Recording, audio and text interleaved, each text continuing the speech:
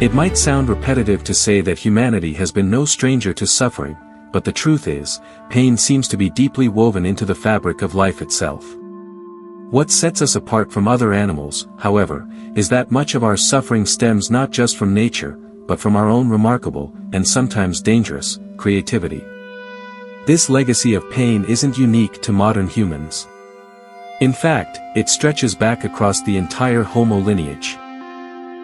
Dozens of species once made up our human family, but all have vanished, except us. While the exact number is debated, researchers estimate there have been around 14 species within the genus Homo, all emerging and going extinct within the last 2.8 million years. We, Homo sapiens, have only existed for the last 300,000 of those years, a mere blink compared to the nearly 3 million year saga of our genus. And if we could look back through those eons, we would find a world radically different from our own. Our ancient ancestors and cousins endured unfamiliar threats, experienced unfamiliar suffering, and met ends that are nearly impossible to imagine, or replicate, today. Take, for instance, the case of the earliest known murder victim in human history. The skull, unearthed in a Spanish cave, resembles ours, but it doesn't belong to a sapiens. Instead, it belonged to a Homo heidelbergensis, an archaic human species that lived during the Middle Pleistocene.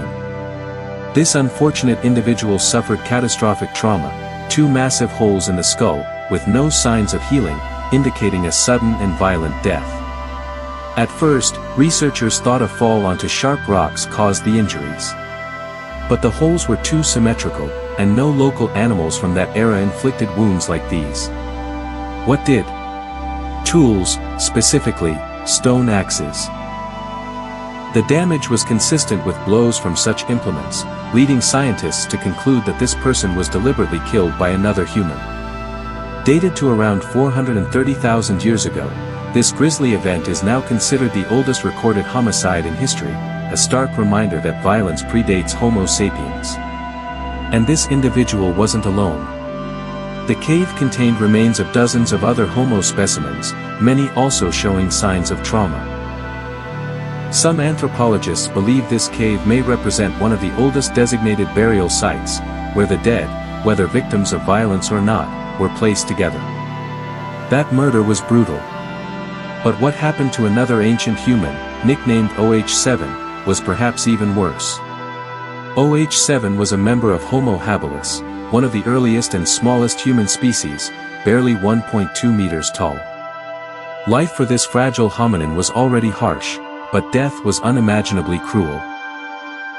While drinking at a swampy waterhole in what is now Africa, OH7 was ambushed by a prehistoric crocodile, Crocodylus thorbjarnarsoni, the largest true crocodile species ever known, measuring up to 7.6 meters long and weighing over 2 tons. The crocodile latched onto OH7's leg, leaving massive bite marks and tearing away flesh. But the attack didn't end there.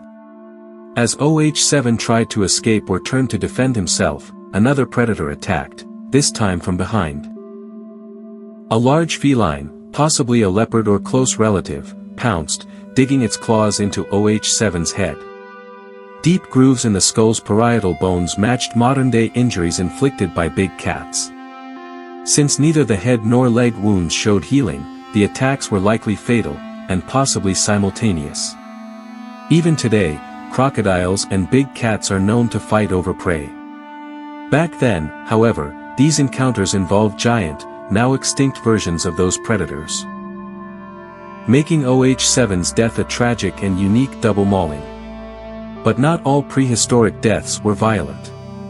Some were slow, painful, and mysterious, like that of a Homo erectus individual known as KNMR 1808, who lived around 1.7 million years ago in Kenya. This person didn't die from trauma, but from a lethal overdose of something we often take for granted, vitamin A. Her bones told a gruesome story: abnormal growths, signs of chronic bleeding, and no visible wounds. The culprit? Hypervitaminosis A, or vitamin A poisoning, the oldest documented case in human history. She likely consumed excessive amounts of animal liver, a potent source of the vitamin. Without medical knowledge, she suffered for months, perhaps years, losing hair and teeth, enduring joint pain, and slowly deteriorating from within. Another haunting case takes us back even further, to 2.8 million years ago, when a young Australopithecus child, dubbed Tong Child, met a fate we rarely imagine today. Death from the sky. The child's skull bore distinctive puncture marks below the eye sockets and deep scratches atop the head, injuries nearly identical to those inflicted by modern eagles on monkeys. It's likely that a giant bird of prey snatched the child, killing and consuming it. What's more chilling is where the skull was found, deep in a cave in the Kalahari Desert, with no other human or animal remains. Some researchers theorize the bird used the child's skeleton as nesting material, until the skull fell into the cave and was preserved for millions of years. Air, as it turns out, wasn't the only elemental force claiming early humans. Water, too, became a deadly trap, most notably for the final known population of Homo erectus. This resilient species, the longest surviving of the Homo genus, thrived for nearly 2 million years. But in Java, Indonesia, their story ends in tragedy. Fossils of more than a dozen adult erectus individuals were found clustered together in sediment linked to a mass death event. They showed no signs of injury or disease, suggesting they died all at once, likely from drowning. Researchers believe a flood swept them into a narrow part of a river, trapping and burying their bodies under logs and debris. Others speculate a volcanic eruption triggered mudflows that caused the disaster.